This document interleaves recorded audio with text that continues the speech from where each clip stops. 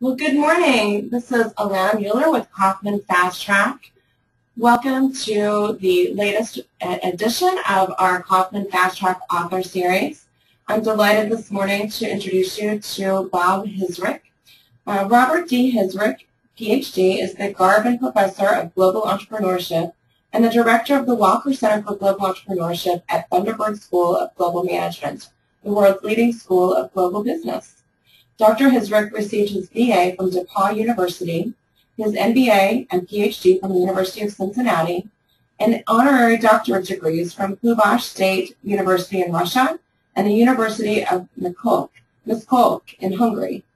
Dr. Hisrich has also authored or co-authored 30 books, including Entrepreneurship, now in its 9th edition, I'm going to say this incorrectly probably, Bob, but Governpreneurship, and a third book, Corporate Entrepreneurship, which we will discuss today.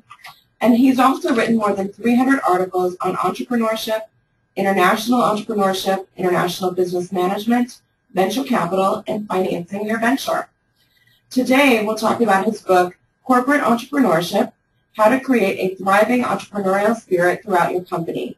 The book discusses driving innovation, new product development, and growth within your organization by creating the right environment, teams, strategies, and policies that encourage and support internal entrepreneurial ventures. Your organization needs more entrepreneurs, and Bob will tell us how to attract and empower them. And with that, I turn it over to Dr. Bob Hisrich. Thank you very much. It's going to be a fun time together to discuss this very important topic. When we think about the questions we ask, and I have companies my own as besides writing books and being a professor, one of the questions we always ask ourselves, as I'm sure you do too, is how do I create more innovation in my company?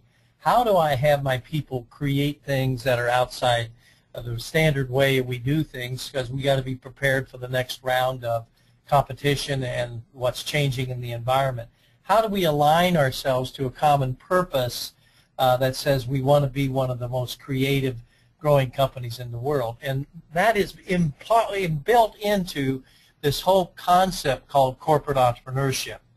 And what corporate entrepreneurship does is it focuses on those two things and develops a corporate culture, which is so important, and we all know how important the culture is, to be able to address these topics and to be able to come up with innovation, not just new products and services that the company can take to market, but new way of doing things, perhaps a more efficient distribution system, maybe just a new way of handling flow of information inside the company. So don't want to think about this just as having new products or services on the marketplace, because I think if you do that, you miss a lot of the real relevancy and importance in terms of impact for the success of your company that corporate entrepreneurship can provide.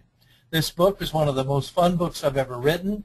I do a lot of consultancy in this area, so I had a lot of experience with companies from very small companies or SMEs up to large Fortune 10 companies. And all of them have asked the same question. Help us be more creative. Help us be more innovative. Help us create a culture where people really like their job and want to come to work and make our company the best possible company there is and make their job the best possible job there is. So we address this question in this book by looking in terms of 12 chapters and 3 parts. And what I want to do today is just sort of give you an overview of this and then address any questions you might have in terms of this extremely important topic as we go forward. So, what is the corporate entrepreneurship? I think we have to base this on what entrepreneurship is, because obviously that is the second part of this definition. And if you recall, and this is from my entrepreneurship book, which was introduced, which is in its 9th edition now, entrepreneurship is a process of creating something new of value by devoting the necessary time and effort, assuming the risks, and there are indeed risks when you're an entrepreneur, and the resulting rewards of monetary and personal satisfaction and independence. So that's basically then what we want to encapsulate in some form in this thing called corporate entrepreneurship, because what corporate entrepreneurship is, and it has gone by several different names, but I think this is the best descriptor of it, and hopefully will be used universally going forward, such as entrepreneurship, internal venturing, and these kinds of things. If you go back the last 10 years, corporate entrepreneurship is entrepreneurship in an existing organization. So I want to take this individual out there who is a freelancer, who has all this freedom, and help him under this corporate umbrella to achieve those kinds of things. So I want him to create something new. I want him to devote the time and effort, him or her, time and effort to this. I know that they have to assume some risks, but I'm going to minimize those risks so it's not like the outside risks that we have in terms of financial commitment. But I do want them to feel a little risk-taking in this, and I want them to have the rewards that I can possibly get inside the corporate structure and hierarchy. Now let me just pause here for a minute and tell you, one of the more difficult things when you implement this is I got to manage expectations, and I want you to never forget that, manage expectations. And in other words, people that are doing this inside the corporation are not having the risks that people outside your corporation do, and therefore they cannot have the expectation of the reward system that you would have on the outside. Yet the challenge is I need to reward them in a way that makes them want to do this instead of doing their job in the same old way. And that probably, besides the implementation procedure, which I'll show you, which works in every size company, every size industry that I've experienced, that is the most difficult thing to do. Now, what is it? Now, if you look at this definition, and this is how the book is sort of laid out in terms of that, the corporate entrepreneurship is a function of four things. One is the commitment to innovation. Two is ownership, and let me talk to you about that. Ownership is a very special part of this. Number three is creativity, and four is change. So these are the four fundamental factors of corporate entrepreneurship that need to be present in order for a company to have this and reap the full benefits of innovative thinking, enjoyment of coming to work, and those variables that people are looking for in today's environment. So let me briefly talk about each one, and then we'll go to each one in just a little bit more depth. Innovation is important, and that's what we're trying to get, innovative thinking. And remember, all kinds of innovation and all kinds of output. And this commitment to innovation is very important. And it takes the commitment of the company in terms of time and money. And I'll never forget when I met with a company, a Fortune 100 company, and they wanted to do this in one of their divisions. And I talked to the CEO, and he said, well, what do you want from us? And I said, I need a commitment of at least 3 years, preferably 5, and an amount of money per year that is always going to be there. Now, why is that? Think about that for a minute. How long does it take a typical entrepreneur, like the companies I've started, to go and create a company that has any degree of success? We usually look at a 5 to 7 year period. So this doesn't happen overnight, and I need to have that chief executive officer, that head of the unit, that head of the subsidiary, whatever you want to classify it, the person in charge, to commit a certain amount of time, no less than 3. I'd like it for 7, but you just don't get that in companies. So I say 3 to 5 years, and obviously everyone does 3, and then they can add on once it gets started and they see the success, and a certain amount of money. Now, what's the amount of money? That can be all kinds of things, and there's no exact right level. Of course, the larger the company and the more they want to cover, then, of course, the higher that commitment is. But I've done one for one SME that their commitment was $100,000 a year for 3 years. But again, for 3 years. So that means people know it's an ongoing program. I've had commitments in other companies up to $20 million. So the level of the commitment isn't important. It's that it is an amount that's going to be there year after year. And of course, I know some of you are thinking, and you're absolutely right, I can increase that if I have real success. But that increase never hurts. Of course, you know that the decrease does. Now, number 2 is ownership.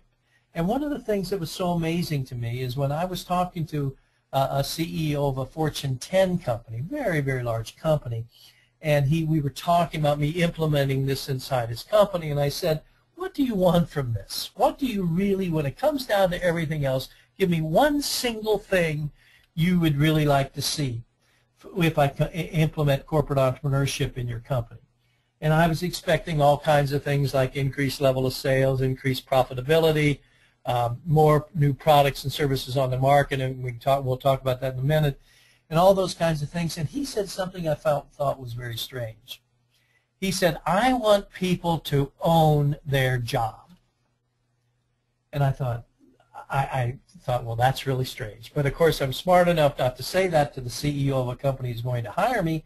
So I walked away, and I thought about that over the next few days, and I thought, you know, this man has incredible insights, because that's exactly right. And then I started implementing that kind of thinking process in my own companies, obviously not nearly the size of his, and it really works. I want people to love to come to work. I want to set up a culture, and this corporate entrepreneurship kind of phenomenon does that I'm the company people want to work for.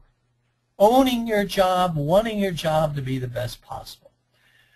The third element is creativity, and this is something that has been lost a lot in corporations, in corporate structure. Bureaucratic structure is one of the biggest inhibitors of creativity. When I was at MIT as a professor, we studied creativity and change and the impact of organizations and startups, and there was no question about this was a big inhibitor. So I got to set up a way that people can get again their creativity back, because everybody has that. Everybody has that. Just think about, I'll never forget, I went into Hungary for the first time, 1989, under Soviet control, and you know, obviously significantly managed by the socialist system. And I was driving down the street going to work, and I passed this vegetable stand. This woman had created the most creative vegetable stand display that was on an angle, just a wooden box, and she had an assortment of vegetables just laid out so beautifully, with the reds accenting the greens, with accenting the yellows, accenting the lighter greens, and it was the most beautiful thing. I took a picture of it, and I went to her and I said, where did you learn this marketing? And I had a translator with me. I speak German, but for Hungarian's a little rusty. In fact, at that time it was consistent of 2 words. And she said, I never knew marketing. It's just what looks good. And I thought, you know, creativity is everywhere. And it's always inside your company. You just got to help unleash it. And then finally, change. And you have heard that so many times. I'm going to spend little time on that because that's what all of us do all the time. Open to change, constantly changing to meet the changing hyper-competitive conditions we have. So now, let's look at each one of these in a little more depth. One is the commitment to innovation. Now, one mistake that many people make is illustrated on this chart. They all want breakthrough innovations. And they want to have that product that's going to have all this kind of potential, that's going to be the platform for the next generations of products or services in that particular space. And that just rarely happens. It just rarely happens. So I think some of the problems people have had in implementing this, and some of the problems they have in managing R&D, which is also a problem for many companies, is they always are trying to get the big breakthrough innovation. That just happens by circumstance and by your chemistry or what's happening with your research scientists. And even some breakthrough innovations, we know, of course, have no market, or they're too far ahead of their market. So you don't want to think about this from a breakthrough innovation standpoint. You want to look at it as this chart nicely lays out for us, that the most significant number of innovations that occur in the world are ordinary innovations. And you can make a lot of difference in your company. You can have a lot of success in terms of sales and bottom line profit by just ordinary innovations. Maybe just a new way of handling, maybe just a new layout of the office, maybe just a new production sequencing, maybe just a new way of delivering. So things that we look at as nothing technologically unique, nothing really technologically unique or breakthrough, have significant impact on your company and how it operates and how you can compete in today's hyper-competitive market. Now, the next most frequent category innovations are technology innovations, technological innovations, and these are very important. There's no question. I like technological innovations because in general a technological innovation, not so much in the service sector, but we find ways to protect it, besides market protection, are things that we can protect, and these can have some significant impact on our bottom line. But it may be just such a thing as a new packaging. A company I work with created new packaging for Costco that obviously stored milk better and therefore saved the costs in terms of transportation and storage of milk. So we can just look at it in terms of new packaging, or it may be a technologically new product or service that we're going to offer. So we don't want to focus, the key to this innovation sector here in this chart is do not focus on breakthrough innovations alone, because we want to just get people to innovate or create. And that kind of environment for creativity and innovation is going to lead to the success of our company in the future. And by the way, I think companies that don't do that, and I truly believe that companies that don't adopt some form of corporate entrepreneurship, formally or informally, are not going to be in the same strategic market and profitability position 10 years from today as they are today. It's that important. Now, this is the product planning and development process. I worked on this very early on in my career. I have a book out on product planning and development. And basically what it says is very simple. Before we commercialize, which happens over here in terms of what the introduction into the market, we got to go through a series of evaluations that allow us to decide which products or services do we want to invest the most in. And I want to maximize my investment in fewer products. If you can see the curve on the outside, the number of products on the that decreases significantly. And not that it needs to interchange in that stage or not. But anyway, it decreases significantly so that there's fewer ideas. So I'm investing more money in fewer ideas. Now, does that mean you might miss an idea from a person that could have been a roaring success? Sure. I'll take that odds because I'm now betting that I have enough talent that I can pick the majority of the winners, sort of the old 80-20 rule, remember you were taught in school. So I like this kind of model.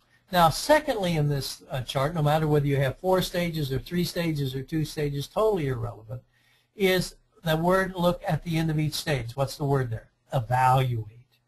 We have to evaluate the concept at each stage. And in that evaluation process, we have to set up criteria that are very, very important that the product or service has to meet before it moves forward. Has to meet. I want you to understand that. And this is where, again, a lot of companies fail, not only in product planning and development and managing their R&D, but fail in corporate entrepreneurship. They don't set up criteria that have to be met. And so they say, well, we might meet it in the next stage. And you can look at example after example. The Ford Edsel is an old one, and others, whereby products don't meet these criteria and go to market when they should have been stopped early on. That means in your evaluation proposal, which we'll get to in a little bit, you want to set up criteria that everyone sees. It's got to be really open. No smoke and mirrors. As you all know, where money is involved, people get very sensitive. So you want to be able to set up these criteria that allow you to move this process forward, to allow you to evaluate those projects that come in through your employees that you're going to fund and that you're going to be a part of your corporate entrepreneurial effort in each year. And that criteria has to be set up beforehand and then has to be rigorously enforced with no exceptions. And then, of course, we commercialize. Now this is an interesting chart just so we understand from you looking at how to set up and what kind of products or services you want. Basically, you know, we can only grow on one of two axes. We either take the same product in the new markets, going down the left-hand side of this square, or we take new technologies into the same market. But we don't have any other option. New technology, new market, or of course, if you get down to the bottom of this chart, this is the highest risk of all, where you have a new product and a new market. For example, that happens sometimes and is the highest risk. You know, Gillette, before they were purchased by Procter & Gamble, came out with several products that just didn't fit either their technology or their market. And the market includes their distribution system. They had an LCD watch, the Gillette LCD watch. Somewhere close to $3 million spent, and they pulled it off the market immediately. Gillette is not known for LCD watches. Gillette's distribution system isn't the place to go primarily for LCD watches. Gillette's technology is not into the LCD watch group. Now, you might have been able to pull that off in a subsidiary and do something different, but that's not the point in the case here. So that's the real risk. So I would look at when you set up your strategic drive for your corporate entrepreneurship effort, am I going to advance on technology, new products, same market, so I have satisfied customers, and if they're satisfied with one thing, they should be satisfied with another, or do I take that same technology I have into new markets, or a combination? We had a company that was in the bark mulch industry, for example, and this is bark of the tree that's spread around. We were delivering bark mulch, so it wasn't the bag bark mulch, although we eventually got into that. And we had customers that would have to buy 3, 6, or up to 12 cubic yards of bark mulch. We were in the consumer market, then we moved into the industrial market. So here we are. We started off in the consumer market within a radius of delivering bark mulch. What did we expand to? Well, those people we've had again and again and again each year, and we decided perhaps they wanted some oyster shells for another particular thing because we had access to that part. So we brought in new products into that satisfied consumer market, and then we took that product, this same bark mulch, nothing changed, increased the quantity, decreased the price, and delivered it into the industrial market, shopping centers, companies, etc. So that shows you sort of an example of that kind of thinking process. Number 2, ownership of the position. Remember, as I started off, I said, this was what the CEO of a Fortune 10 company, and I'm convinced he was absolutely right. This is what's probably the greatest output of this, and this isn't measurable on sales and profits. It may be measurable on the fact of your rankings in terms of companies that people want to work for. You remember that ranking comes out regularly.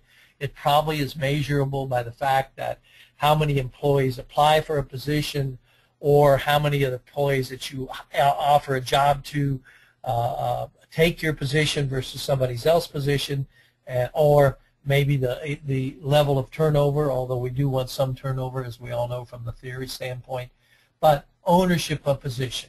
Now, one of the things you need to do when you implement this, if not just to show what's happened, is measure the culture. Now, this measuring instrument here is not what you want to implement. You want to implement a modified version of this that is very, very, very company specific. So, number 1 is you've got to come up with measurements that are very company specific. Point 2, you want to have it on some rating scale. Yes, no doesn't do it. 3-point rating scales don't do it. Even 5-point rating scales, although they're acceptable as far as I see, I don't like those either because they don't give enough spread. Some of these things are just finely tuned, and we may want to be able to move the company from a 3 to a 4 on an axis, which is a big movement. So I suggest a 7-point rating scale. And on whatever variables you come up with which are relevant for your company, very company specific, maybe, and it could be just the number of new products introduced, new products or services introduced this last year. 1 through, how do you feel the company is doing on that, 1 through 7. Or maybe something like how well do you think the company does in allowing you to think creatively, 1 through 7. Are you given time to think creatively? So there's a lot of nice questions you can company specifically ask that gets to the culture that you start with, and you want to do this before you implement corporate entrepreneurship, and then you want to take this measurement at least once a year and preferably twice a year of the people participating and those that aren't, because hopefully over time, and don't expect this to happen very often, this is the hardest thing to change. As you all know, you people have your own cultures in your own companies, in your own organizations. Don't expect this to happen overnight, but this again gives you a feeling of movement. And if nothing else, it's something you can report to that CEO who is now spending $100,000 or $1 million or $2 million on this project that you have convinced him is going to make a difference in the company. So you need to measure. You need to measure at start, and you need to measure periodically, and I would suggest twice a year. Now, what are we trying to do? We're trying to get into an entrepreneurial or corporate entrepreneurial environment or climate. We're trying to move from a large organization to an entrepreneurial climate organization, corporate entrepreneurship organization. And look at the difference here in these variables. In a large organization, we have laid out for all of our employees exactly what to do. In a corporate entrepreneurial or entrepreneurial environment, we share the vision and then let the people come up with ways to reach that vision. In a large organization, we punish the responsible. It's a fail environment. It's sort of, as someone said, I went to graduate school in business to learn how to protect my backside from all people and my boss. Whereas in the entrepreneurial environment, we try to reward the accountable. Success environment, promote success, herald success, and reward success. Performance-based pay, parking privileges, lunch privileges, whatever we have available that differentiates, sets aside this person in terms of that. We were working on this corporate entrepreneurship in an automobile dealership in Maine, believe it or not. Big dealership, and they were very worried about their employees being creative and being consumer conscious and being nice to their consumers, and particularly that latter part was in the service sector. And so we actually came up with a newsletter for the company, and what was incredible is that every other month a newsletter came out talking about some of the company and what's going on, et cetera, et cetera.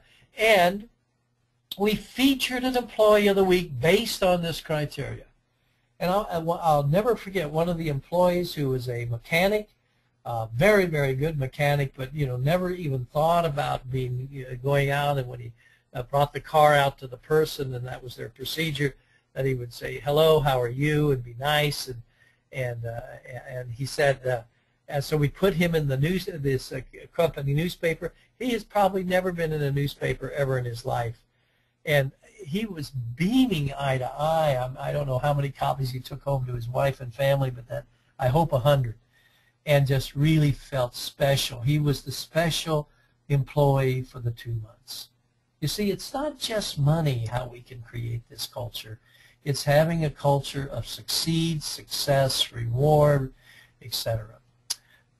Number 3, many organizational culture says, don't fail, don't make a mistake. And an entrepreneurial culture says, try, experiment, something may come out. A large organizational structures wait for instructions, and the entrepreneurial culture suggests try and experiment. You don't have to wait for instructions because we don't have any, because we have a vision that we want you to come up with ideas to be able to achieve. Mind your own turf kind of thing. And the other is you consider the whole picture. An important part of this corporate entrepreneurship thing is you have multidisciplinary teams. That means a person may need to take away his assignment from production and go into this team or whatever it might be. So never have the turf protection syndrome in a corporate entrepreneurship environment. So that's what this culture is in terms of the two. And this is sort of the some of the adjectives that describe what this new organization is. And if you look at, on the other hand, what people are looking for on jobs, what people are looking for in terms of ranking the best companies to work for, these are some of those same attributes that are in those. Support people, protect people, tolerate mistakes, advise people, not instruct people, have a little bit of risk-taking within reason. Of course, we got to run a company. We got to have a bottom line. For publicly traded, we got to hit numbers every single quarter, or you've experienced the same thing I have when I haven't. Every shareholder that I have seems to think I was responsible for that. Share your vision. Delegate to those closest to the problem. We got to get down to the problem. One of the things I'll never forget at Ford Motor Company when I was there under Iacocca's day and at Ford, and they were taking their marketing managers that are making decisions for the company at the high-end marketing level and putting them back in the dealership for a 4-week stint. And I thought, that is amazing. So here we have these very high-paid executives working in a dealership. And what the company wanted, or Iacocca wanted to do for the Lincoln Mercury division, was to ensure that people who were making these high-end million-dollar decisions in terms of marketing and the next new set of cars and models, that they had understanding of where the transaction took place. So let's get people close to the transaction. One of the biggest successes I've had in this was with a very technology company, probably about a $200 million company, maybe $400 million company. And we took the engineers, the key engineers and the key teams, we had them do a day with a salesperson. Totally different engineer when they came back. And then we want to tolerate, in fact, we either want to promote internal competition. We want to stimulate creativity. We want to actively search for ideas. We want to tolerate disorder and the fact that we don't have that. We encourage experimentation. We trust people, and that feeling of trust is so important. There's been a lot of work done. If you like, I can email me and I'll send you some articles you should read on this trust mechanism. We've studied that quite a bit now, more from an academic side, although there's some business articles on it as well, trade articles. Tolerate ambiguity and do not interfere. And the last C, third C is stimulating the first C is stimulating creativity, the third point in the first C. Stimulating creativity. And this is something, as I said, bureaucracy tends to stamp out. Organizational structure tends to impact significantly creativity. So let's look at what are the impediments to creative behavior. Well, several things are in terms of personal basis. Fear and anxiety, defensiveness, cultural inhibitions. You can actually ensure that your company is never created just by the way you instruct and have your people under you instruct their employees. You can make sure nothing ever creative happens. And you'll never see anything creative happen in an organization that is about ready to fail. The fear of jobs, the fear of change, the fear of this is so rampant in terms of minimizing or totally eliminating creativity, it is just unbelievable. But the organization itself can hinder it by stressing failure. You should not fail, you cannot fail, and these kinds of things. That's one of the factors in cultures, and so why some cultures are more creative than other cultures just as well. Organizational instability, very incredibly excessive rules, regulations, procedures for getting access to anything in the company. And when you have to go through this huge amounts of paperwork, it's just, people just don't bother to do it after a while. It's not fun. I just was spoiling out on the plane. I was coming back from the East late last night with a gentleman, and we were talking about that and that he had in his company. I said, well, that's pretty easy to take care of.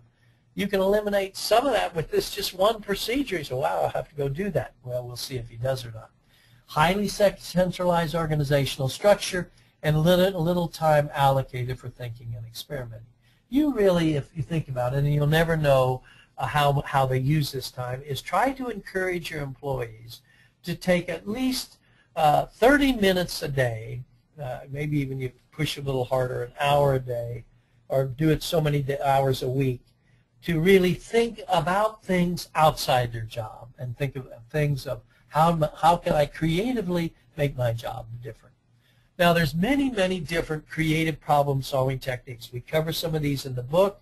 I have some of these in my Innovation and Entrepreneurship book, which is going to be released in November. In fact, a lot more. There's a lot of creative problem-solving techniques we can use to sort of help impact and start people in this creative process. We've all heard of brainstorming, where we sit around in a group and think of things creative. Usually, particularly in an environment that has not been very creative, that doesn't work. You want to do reverse brainstorming. For some reason, we all have been developed with a much better capability of being negative than positive, so we can attack things and show bad things. So you bring out something and we say how bad it is, and then we take some of those qualities and solve the problem and come up with something good. We list the attributes that are most important. We think of things top of the mind awareness. We take notebooks and constantly walk around when a good idea comes up, or we do a SWOT analysis through notebooks. We just have what I call the Inspired Big Dream approach, which we do on my boards, where we, once a year, we take at least a half a day and just think, if there were no constraints, what would we want our company to be? And then a parameter analysis is a very nice technique we developed over at the Institute, where instead of looking, you put parameters, you put conditions, you put boundaries within which you must solve the problem. And for technology products, that's very, very helpful. I really recommend you read that sector of the book because you'll really like that in a technology company. I think it's probably one of the more successful creative problem-solving techniques. And finally, we want to encourage change, and we want to encourage change so that change is the norm, and that we're trying to create a corporate entrepreneurial environment that looks like this. Operates on the frontiers of technology, encouraging new ideas. We encourage trial and error. We allow failures. We have a long time horizon. Remember, the venture capital is 5 to 7 years. We can't expect immediate results. We let people volunteer. Not everybody wants to do this, and we shouldn't force them to. And we set up, probably as part of all, appropriate reward system within the constraints and structure of the reward system we have in the company. We can't go outside that. They have parameters, and we get tremendous support of top management. Now, how do we implement that? These are some barriers, and we've talked about these already, so I don't need to go about discussing these. But probably the hardest one to implement is the correct compensation method. What are the benefits? There's benefits to both. To the employer, I have a new culture, I have better morale, I have reduction in employee turnover, I have a motivated workforce, I come up with new ways of doing things and new business concepts, new products and services, I'm more flexible, I have organizational learning taking place, and it definitely will impact your revenues and profits. But the employee wins, and this is you got to have, and something that's really going to be successful. The employee wins, the employer wins. What do they get? Feeling of self-satisfaction and self-achievement. You don't know how people want that. And I want to set up my company so that people can get this feeling of self-achievement and self-satisfaction from their jobs. I want them to want to come to work. That's my goal. If people want to come to work and love to come to work, I win. I always win. It'll be very difficult for anybody to take my position in the marketplace unless we just do something very stupid. They get increased skills, they get financial and non-financial rewards. Remember that last part of that? Non-financial rewards oftentimes are equally important to financial rewards. Excited to come to work, and they're creative. Now, this is a procedure that works all the time. You can vary it a lot of different ways. You have a lot of different personalized ways you put into each of these steps, so it's not that this is a universal thing. It's just a procedure that then you make specific for your company. The first, you have to develop the vision and elements of the program with the key members of the management team. It can't be you if you're the CEO or you're the head of the division or you're the head of the unit, you and you alone. The group of people right around you, right under you, have to develop this and buy into it. We have to develop examples of the proposals that we want to be submitted. These people have never seen this before, so you either get some from some people that have used them, you develop them for your own company. This is what I'd like you to submit for potential funding. We got to establish these evaluation criteria. Remember, it has to be very, very open. So the criteria they have to meet and how their proposal is going to be evaluated has to be set up and not varied. And then we have to determine and then post the amount of money that we're going to award. We have to select members of the evaluation committee. And it cannot be the CEO. It cannot be the head of the unit that's running this. You cannot do this. That would just totally contaminate this process. But the selection committee should be around 5, should be composed of people throughout the organization. You don't want to have it just at the senior management level. You can weight it heavier up there. I have no trouble with that. I have all kinds of problems if I don't see people on all parts of the organizational structure. We announce the program. We have all this stuff posted in point 2, and we give a date, the date when the proposals need to be submitted. And that should be due in somewhere between 4 to 8 weeks. You got to sort of think about how long it's going to take, what you're running for in the proposal, how open your people are. It can't be too long, but you can't be saying you can do this in 2 weeks because you're not going to get very many good proposals. You select the winning proposals, and then you have to be very careful of how you tell the people who didn't win. You have to show them on the criteria why they didn't stack up exactly against the people that won. So they are encouraged to submit on the next round. In fact, you can even tell them that. We encourage you, perhaps not with this idea if it was way off, to submit something in the next round.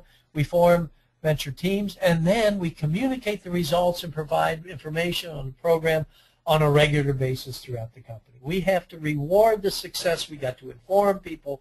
This is the process of building the culture. This is the process of rewarding those people that are doing it, and then we implement and structure the corporate entrepreneurial environment. These are some of the criteria, again, that's used for that fit for the corporate entrepreneurship proposal. These need to be very, very company specific. The big difference between an entrepreneurship proposal and a corporate entrepreneurship proposal is, of course, how much the fit has to be with the corporate fit and what that means in terms of, is it markets, is it products, is it finance, is it what? And we have to set up some kind of criteria for evaluation. The whole big thing here is committing the organization to the concept of corporate entrepreneurship. And I think what happens over time when you significantly communicate it and you reward it and you hopefully have some success, it works. Well, that's all discussed in this book. As I said, we have 3 parts. We have 12 chapters. And part 1, we talk about managing the corporate entrepreneurship part of it. And there we talk about this entrepreneurship and corporate entrepreneurship, the behavioral aspects which are important, how to manage the process, and how do we identify and select the opportunities. So important. And we talk about what a technique I've developed and used very successfully called the Opportunity Assessment Plan. Part 2 of this book, we talk about organizing corporate entrepreneurship, how to locate it, the kind of structure, how to control it, what are the internal politics, and I think you'll really like that Chapter 8 because you're going to have them just as every company has them. And then we conclude the book with Part 3 of operationalizing this corporate entrepreneurship, developing the plan, evaluating and compensating corporate entrepreneurship. This Chapter 10 has a whole series of very unusual ways you can reward employees from cash to non-cash options, and I think you'll really enjoy reading that, and then you can modify any of those for your own company's situation. How do we fund it? This is that whole thing called internal venture capital units that are now becoming so prevalent. Probably Intel Ventures is the one that gets the most notoriety, where they invest in inside and outside projects. And then how do we implement this in your organization? And the book concludes in a nice way for you to go through the process and implement it. So the book is something that I think is worth your time reading. I think it lays out a concept that is absolutely essential in today's world because we got so much hyper competition. We got such a pressure to create and invent. And without that, we can't continue to be successful in the world of the future. Well, thank you so much, Bob. This is Michelle Markey with Kauffman FastTrac. Thank you so very much for a wonderful webinar in this whole body of thought with regard to corporate entrepreneurship. I will share with the entire group, we had several affirming comments throughout your presentation that people have had. This has been a very viable area for them to see some success. So it is, in our thinking, a growing body of interest, and more corporations are most certainly looking to find ways to infuse this whole spirit of entrepreneurship and innovation in their organizations. I did have a question. In fact, I'm going to be, we're still taking questions from the audience, but one question came in specifically that, and I think the slide you had up was maintaining creativity in the organization, and there were a couple, you had some impediments as well as organizational hindrance. Can you speak to what that might look like if somebody has a sole proprietorship or they're a sole owner of their company? Sure, that's a very good question. And of course, the larger your organization becomes and the more bureaucratic, which we have to have. We have to have reporting systems, we have to have accounting systems and all that. So I'm not at all implying we do away with this. It's how we use those in a way that helps this. In a sole proprietorship, you still have that.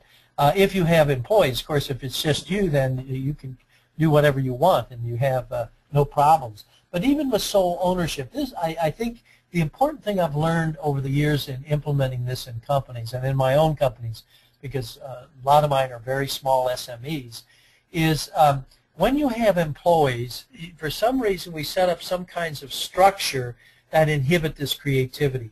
And whether it's the fact that we don't go in every morning and, for example, I always come in and I have an incredibly good assistant, and I said, thanks, Carol, what a great job you did yesterday on so-and-so. And just that whole atmosphere we create, even if we're the sole owner, in our employees, that they know we appreciate what they do and we appreciate them as individuals. And secondly, we encourage them and set up, even if it's a minor little system for a small company that says, well, let's try to make your job the best possible job there is. Who knows their job better than the person performing it? So maybe the person who is handling order taking, it's a cumbersome thing, and he or she is able to cut down that order taking process by 10% just because of a new way of handling that situation, or maybe our interconnectivity and our communication between order taking and shipping has been flawed, and we've had some errors in terms of that going out. How does that resolve? So I think even with just the sole ownership, I think we do have hindrances there, or if not hindrances, perceived hindrances by employees that we can take care of by encouraging them by just saying, what do you want to do to make your job the very best job possible? And everybody rises to that. I mean, how much fun is that if you're given the opportunity to make sure your job is done the most efficiently in the best way possible? Excellent. Thank you. A couple more questions. One in particular is a participant would like for you to speak to maybe the fact or belief that corporate entrepreneurship may be seen as a nice to have versus a need to have by key decision makers, CEOs, etc. And so what argument or rationale has proven most successful in changing the minds of those who may push back on the concept? You don't have any easy questions out there, do you? That is probably the toughest thing to deal with in a company there is, and I appreciate you for asking that question. And I don't know how many times I've been asked this question and how many times I have to deal with this question. And it's hard. Let's put ourselves in the shoes of the CEO. I have a couple of publicly traded companies, so I know what it means to meet the numbers every quarter and report out, and with what the ramifications is when I don't meet them. I think we've lost you. We've lost the audio for that. Hopefully he'll come back. Bear with us here just a moment, if you would. I'm anxious to hear his response to that answer as well.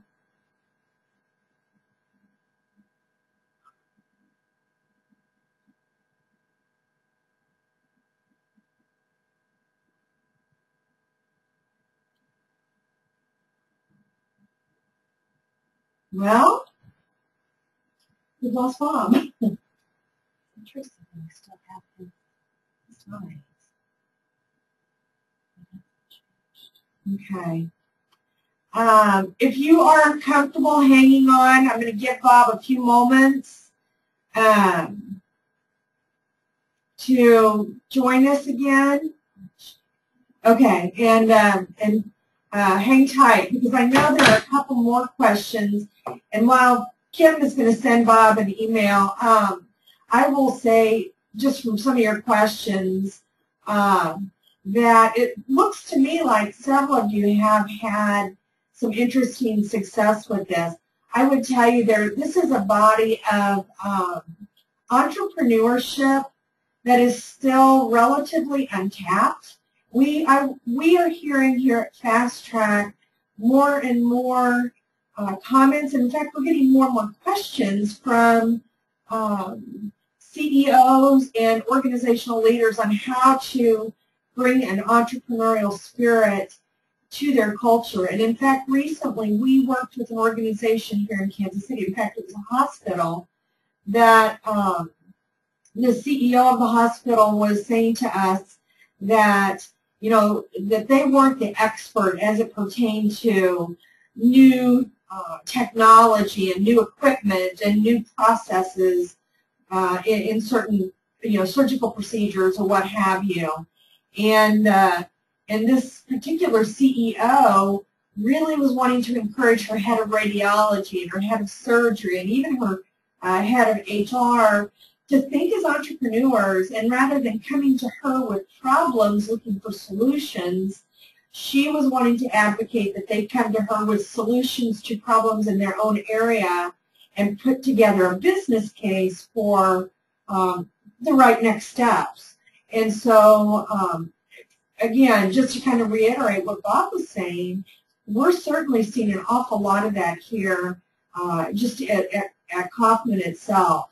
There was another comment, and it's an interesting one, that more and more will, in the not-for-profit world, can this sort of culture and mindset work as well. And I'm anxious to ask Bob about his thoughts on that and get his thoughts. But specifically, I will tell you that we've had those very comments here as well. So I'm hopeful that Bob will be able to get back on and talk to us a bit about, you know, kind of what that might look like. I can't imagine. I imagine there's some different challenges without any doubt. But I think culturally speaking, there's still an awful lot of opportunity for an entrepreneurial kind of culture to be driven. To the earlier question he was answering, again, in our limited experience, but we have quite a bit in entrepreneurship, but certainly in this whole concept of corporate, I will tell you, in my 2 cents, is that it is as much a cultural shift for the executive leadership team, maybe as much as anybody else. So it's a trust issue, it is a cultural change, and it's certainly not something that happens overnight. So we do see that it's a process and a mindset, like any kind of cultural shift, that just takes some time. So anyway, I don't know, again, I think, yeah, Bob's saying he lost contact. Apparently, well, I'm going to give him a few moments. Is he able to come back? All right, well, I hate to do this, but it looks like Bob is struggling to get back on. So, again, I'll give him a couple more minutes, and I'll address his last questions. In fact, I don't know if I'm going to be the right answer to it, but so the question is, would you approach things differently if you're self-employed, working with a group of part-time contractors instead of employees? Do you share income any differently? I think those are good questions for Bob. My 2 cents as just a fellow participant is I had my own company for years, and I worked with, and in fact had a lot of contractors that did work for me. And in that sense, if they were subject matter experts in a certain area, and that's why I brought them in, then yes. I did treat it as a joint kind of a joint project in the sense of me giving them overall the latitude to do what was needed to be done. For my 2 cents as the owner of that company was to make sure that whatever my contractor was doing, so for example, I had a contractor work with me a lot who was first language Spanish speaking, and so I relied on her expertise most clearly, but my role was to ensure consistency of my brand, so my corporate brand and the level of excellence that my customer base came to expect. And so I don't know if that's a very clear answer to the question, if I treated it completely differently, but I would say to some degree I did. And then I didn't necessarily share the income any differently in my field, but again, this is an focus group of 1, so I don't know that Bob would answer it any differently, but you know, we have 3 minutes left on the webinar, and it does look like Bob's probably not going to be able to get back on. So I'm going to go ahead and wrap things up, and I apologize. I can't imagine what might have happened with his connection. We can see that his visual connection is still there, but hopefully you'll be able to glean some good information from this. Many of you asked, and I think we sent a note to the entire group, if these slides and the recording would be available, and in fact they will be. It will take us maybe a day or 2 to get it up there, but you can access this information and the slides on www.fasttrac.org/authors, and you'll find all this there. Likewise, if you have some burning questions that truly, I know that there was a bit of an abrupt ending that you're really looking for answers to, perhaps there'll be a way that we can facilitate getting some answers to those for you, and perhaps at least marry you up with some appropriate response to your given questions.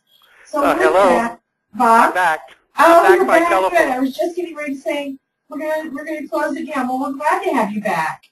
Well, thank you. I don't know what happened, but all of a sudden I had no voice, no sound. Okay, so I guess we only have a couple more minutes. So you were answering one in particular about how you persuade the decision makers. I'll let you finish with that, but let me give you one last question, and then I think we will go ahead and wrap.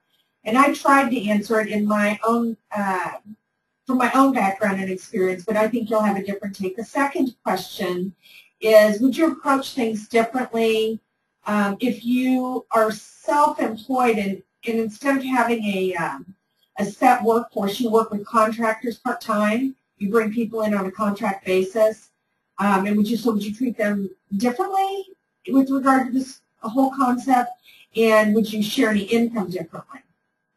Sure. Did we get finished with the other one, with how to get that done and how to do that in a single company? Yeah, I think so. I mean, I think okay. It felt adequate anyway to me. Okay, good, because I didn't know where we got cut off. All right. I just had no sound. That is a very good question. I have, to put it in my lens, I have not had experience with that except, my consulting company, where we do consulting projects, and particularly how to help companies come in and do, enter different markets. We're very good at that, taking products from different countries into the U.S. market and the U.S. products into certain markets that we're very familiar with. So that is my experience base in this kind of relationship you're talking about. But I think you would do the same kind of thing, not in different, I mean, you wouldn't do the same thing, but I think you would treat the companies in a way that they know that you're going to have a very creative approach to their problem, and that you constantly, if you work with them on a regular basis, that you're going to do this in terms of that as a supplier of whatever services or information or products or services that you're going to give them. And I think this whole thing of creativity and ownership, and the fact that you're willing to try something new and willing to do something new that is substantiated by the case at hand, I think is really makes contract employers sit up and take notice, because they're constantly looking for that, and they have the same kind of lack of creativity in their organizations that everyone else has. So I think there's some principles here that are very relevant for you. I think the procedure it will be quite different. You can't do the kind of standard thing I showed you if you're doing it within your company.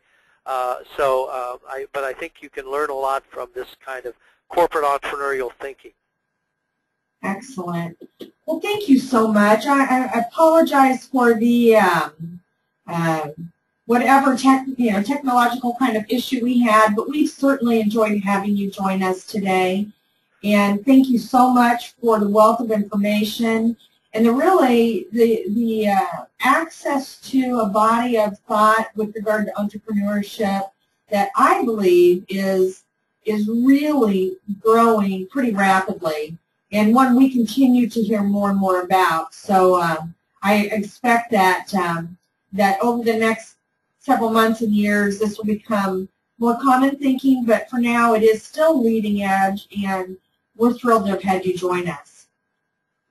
Well, it was a pleasure being here, and thanks for the good questions to you all, and I hope you all have a very successful time in implementing this and then enjoying what happens in terms of particularly the culture of your organization and your people and how they respond to this, and as well as hopefully increased sales and profits. Thank you. And once again, do you have a web page that you can refer people to?